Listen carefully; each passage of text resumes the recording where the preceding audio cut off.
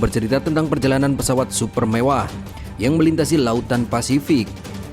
Akan tetapi di tengah jalan harus menghadapi badai yang sangat besar hingga memaksa pesawat itu harus melakukan pendaratan darurat di sebuah pulau kecil.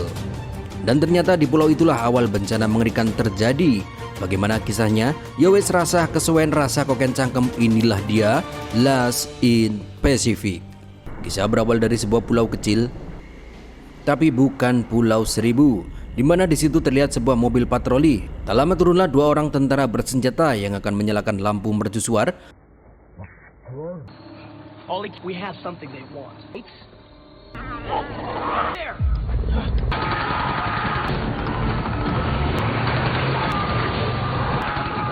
Mengetahui mereka diserang makhluk aneh, mobil itu segera pergi meninggalkan dua tentara tersebut. Scene kemudian berpindah di sebuah bandara yang memperlihatkan beberapa calon penumpang VIP sekelas pejabat penting seperti Pangeran Inggris dan beberapa selebriti papan atas lainnya. Mereka akan menaiki perjalanan bisnis dengan menaiki pesawat super canggih, super mewah, pokoknya serba super, dan yang tak kalah penting pramugarinya super cantik-cantik.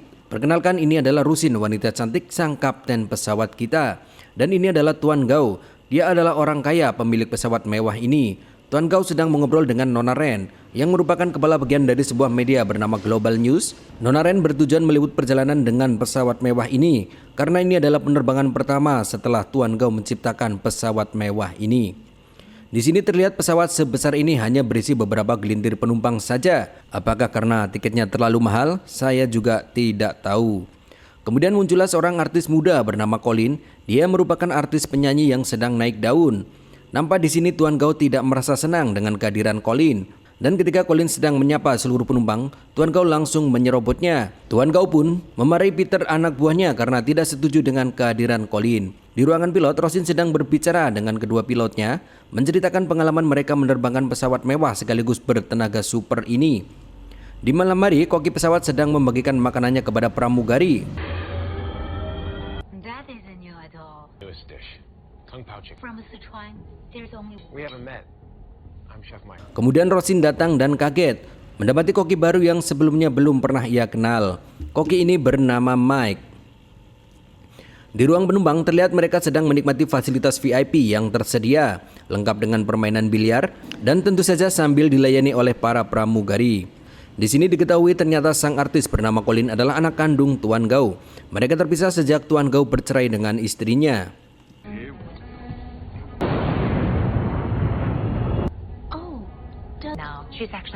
Di luar terlihat pesawat itu akan melewati badai besar. Pilot mulai merasa panik karena melewati badai besar, sedangkan ahli cuaca tidak mengabarkan ini sebelumnya. Kemudian Tuan Gao, si pemilik pesawat, datang. Dia mewanti-wanti pilot agar jangan sampai telat tiba di Hong Kong, karena di sana sudah ditunggu oleh berbagai media yang akan menceritakan kesuksesan pesawat barunya. Rosin menjelaskan bahwa mereka sedang mengalami badai besar, jadi tidak mungkin tiba dengan cepat di Hong Kong. Tapi Tuan Gao tidak mau tahu, mengingat pentingnya ketepatan waktu dalam penerbangan ini, karena di sini bisnisnya dipertaruhkan. Please return to your seats. Attention, please. This is Co-Captain Roshi. Tuan Gao memerintahkan pilot untuk terbang setinggi mungkin agar bisa di atas badai tersebut.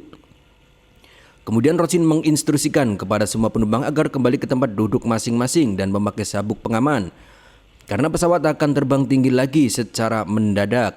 Mendapati Mike masih tetap mengurusi makanannya, Rosin marah dan segera memerintahkannya untuk duduk. Di kokpit, pilot bilang kalau badai bertambah parah dan pesawat terkena sambaran petir.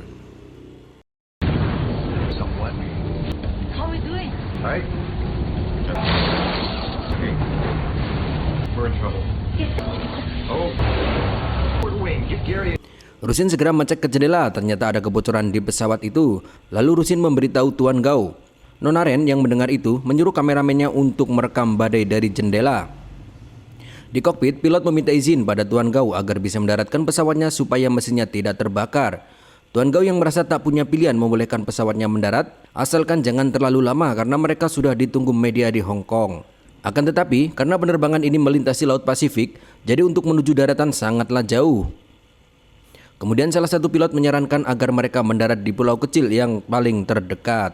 Tapi rekannya mengingatkan bahwa di pulau tersebut beritanya sangat berbahaya karena ada yang mengabarkan di situ terdapat monster pembunuh. Tell them we have a little surprise. It's only landing. Pacific Island. We hope for everyone. Dan ya, kemudian Tuan Gao menyuruh Peter memberitahu penumpang bahwasanya pesawat akan berhenti di sebuah pulau. Peter yang mengetahui hal itu bukan bagian dari rute, bertanya apa alasannya. Tuan Gao membentaknya dan menyuruh Peter bilang ke penumpang bahwa akan ada surprise buat para penumpang.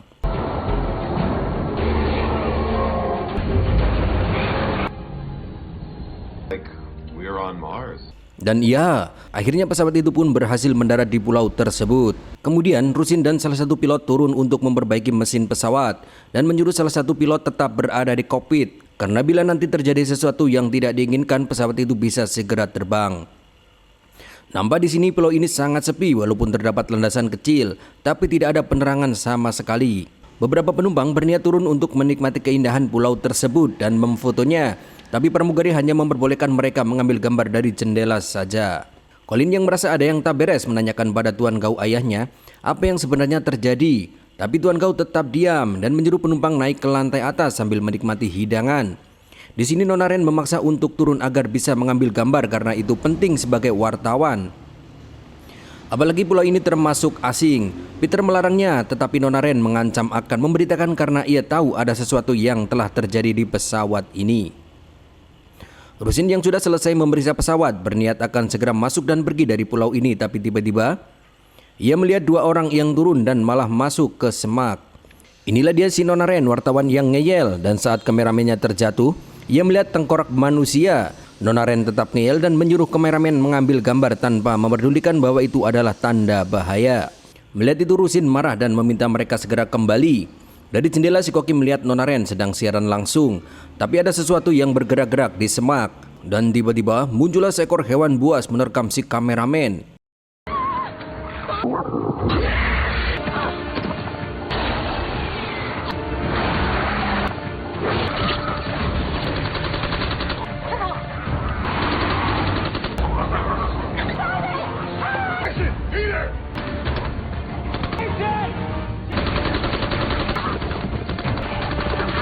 Rusin menghampiri mereka dan membawa Nona Ren kembali. Tapi lagi-lagi hewan itu juga menerkam mereka. Untungnya datang mobil penyelamat dengan penembak misterius menembaki hewan mengerikan itu. Jason, let's go.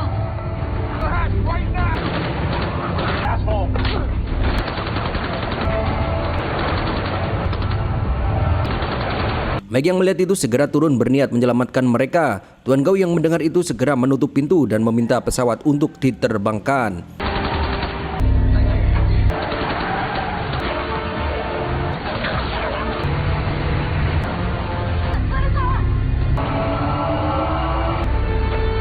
Sementara di luar, Rusin sedang berlari menuju pesawat.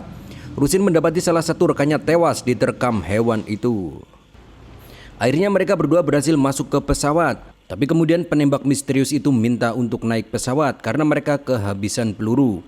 Karena mereka sudah menyelamatkan Rusin, akhirnya diizinkan naik ke pesawat. Di dalam pesawat, penembak misterius itu memperkenalkan diri, si pria bernama Vincent dan si wanita bernama Nikki. Vincent dan Nikki bercerita kalau mereka adalah satgas yang ditugaskan satuannya untuk memeriksa pulau tersebut. Akan tetapi mereka diserang oleh makhluk buas dan hanya menyisakan mereka berdua. Tuan Gao selaku pemilik maskapai ini mengaku bertanggung jawab atas kecelakaan kecil yang terjadi. Nona Ren protes bahwa insiden yang sudah menewaskan dua orang hanya disebut kecelakaan kecil.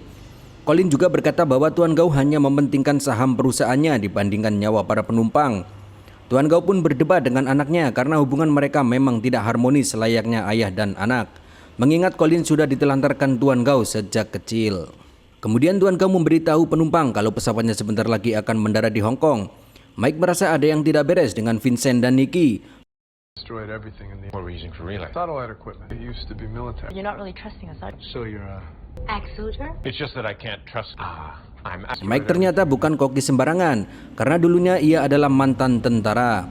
Tidak begitu saja percaya pada Vincent dan Nikki. Ia curiga kenapa tiba-tiba mereka datang di saat yang tepat untuk menyelamatkan Rusin. 什么？想 Communication equipment That being said, supplies. miles from here. Right in the middle of a day. I'm afraid not, Mr. Guy. Tak lama Rusin mendapat kabar dari pilot bahwa alat komunikasi mereka rusak. Kemudian Vincent menyarankan pesawatnya untuk mendarat di markasnya. yaitu sebuah kapal landasan di tengah Laut Pasifik. Karena tidak mungkin pesawat ini akan bisa menembus badai sekarang ini, terjadi perdebatan di antara mereka dan sang kapten Rusin memutuskan untuk mengikuti arahan Vincent karena mereka sebentar lagi juga akan kehabisan bahan bakar. Mike mengatakan pada Rusin kalau mereka tidak boleh percaya begitu saja pada Vincent, apalagi tiba-tiba alat komunikasi rusak sendiri. Akan tetapi karena tidak ada bukti, Rusin lebih percaya pada Vincent, apalagi Vincent telah menyelamatkan nyawanya. Di waktu lain, Peter coba mengikuti Nikki berniat mengawasi gerak-geriknya. Benar saja, di toilet Nikki dan Vincent diam-diam merencanakan sesuatu. Di sini nampaknya Nikki tidak setuju dengan rencana Vincent membajak pesawat ini. Boy, and live not because of me. Nothing to do with your son. We have to sell this. Vincent meyakinkan Nikki bahwa rencana mereka tinggal selangkah lagi dan mereka akan berhasil dan Nikki bisa dapat uang untuk pengobatan anaknya. Setelah mereka nantinya bisa menjual serum pembuat hewan buas. Dan ya, ternyata hewan buas itu merupakan rekayasa genetik yang diciptakan oleh Vincent dan kelompoknya. Merasa ada yang menguping mereka, Vincent segera membuka pintu dan melihat Peter di sana. Saat di ruangan kokpit, Rusin mendapat laporan bahwa salah satu penumpangnya ada yang meninggal secara mengenaskan. Dan mereka curiga Rodman yang membunuh si penumpang wanita. Mengingat Rodman saat mabuk, susah mengendalikan emosinya. Who are you? A report saying you have difficulty. Afraid I have to ask his captain. I'm obliged. I see how my face. Teka-teki kematian Lily belum terpecahkan. Kemudian mereka dikejutkan lagi dengan tewasnya Peter di salah satu toilet. Vincent yang merasa aksinya sudah diketahui segera menodongkan senjata ke arah Mike. Tapi Mike yang mantan tentara dengan sigap mengejar Vincent dan berhasil mengambil alih senjatanya. Mike yang dulu pernah trauma menembak musuhnya merasa tidak tega menembak Vincent.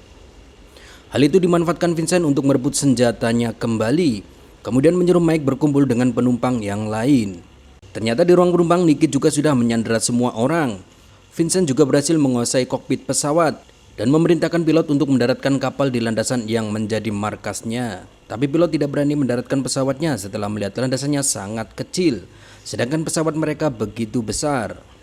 Can handle it. No, I 3.5. Captain, you need to keep land now. Vincent yang tidak menerima alasan mengancam akan menembak kepala Rusin bila pilot tidak mematuhi perintahnya.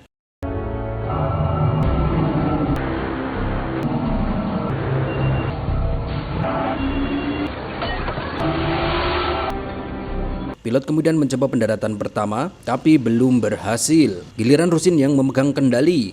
Dan ya,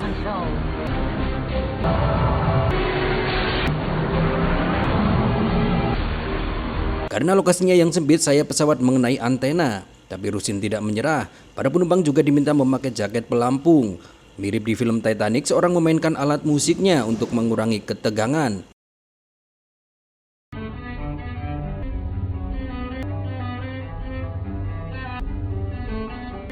Rusin berinisiatif mengosongkan tangki bahan bakar untuk mengurangi daya laju pesawat saat pendaratan. Tentu dengan konsekuensi pesawat hanya bisa memiliki waktu 2 menit saja.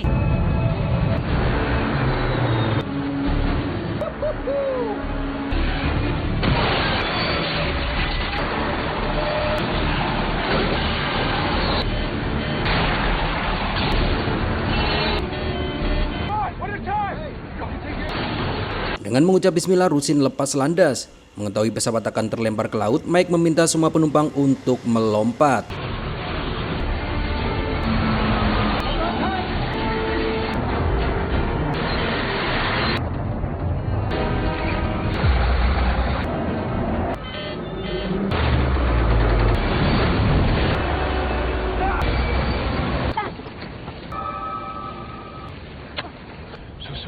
Akhirnya semua penumpang berhasil selamat kecuali pilot yang terbawa pesawat itu jatuh ke laut. Vincent menyuruh semua orang berbaris menghadap ke laut. Saat Rusin ingin merawat salah satu penumpang yang terluka, Vincent malah menembaknya hingga jatuh ke laut. Kemudian Vincent masuk ke dalam kapal. Di dalam nampak sepi sementara kapal itu dalam mode penghancuran diri. Vincent menghampiri Profesor Han yang terluka. Di sini diketahui bahwa semua orang yang ada di kapal itu telah mati akibat ganasnya serangan dari spesies yang mereka buat sendiri. Hingga Profesor berniat meledakkan kapal agar semua hewan itu mati. Vincent tak peduli, dia menanyakan di mana uang $20 juta bayarannya. Vincent pun pergi mencari keberadaan uangnya. Di luar, Nick yang bertugas menjaga para sandera tiba-tiba pingsan. Melihat itu mereka berencana kabur menggunakan helikopter yang masih tersedia di situ. Mike yang masuk ke kapal menemukan Profesor Han. Profesor Han berpesan pada Mike supaya kapal ini jangan sampai berlabuh ke daratan karena terdapat banyak sekali hewan buas yang telah mereka ciptakan. Lalu Profesor Han meninggal. Di luar, Tuan Gao melihat ribuan hewan buas berlari ke arah mereka. Tapi helikopter belum bisa terbang karena masih mengisi bahan bakar. Untungnya hewan-hewan itu berhenti setelah mendengar alunan musik. Di dalam, Mike mencoba mengaktifkan kembali penghancuran kapal yang tadi telah dimatikan oleh Vincent. Tiba-tiba Vincent menodongkan senjata ke Mike, perkelahian pun terjadi dan Mike berhasil menembak Vincent. Di luar, masalah terjadi saat senar biolanya terputus, tapi Colin segera menggantikannya dengan siulan. Melihat hewan buas itu semakin mendekati anaknya, Tuan Gao turun dan membakar hewan-hewan itu menggunakan selang bahan bakar.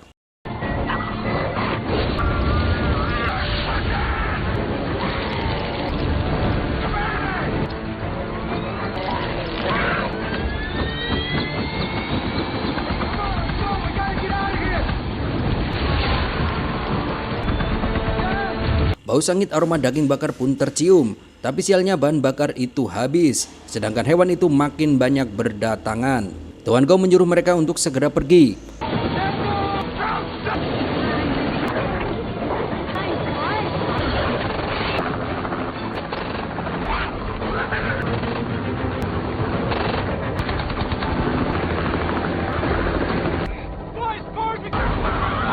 You should marry her. Mike juga berhasil melompat ke helikopter itu. Mereka yang berhasil selamat tampak senang. Berbeda dengan Colin yang bersedih karena ayahnya telah berkorban untuk mereka. Dan film pun selesai.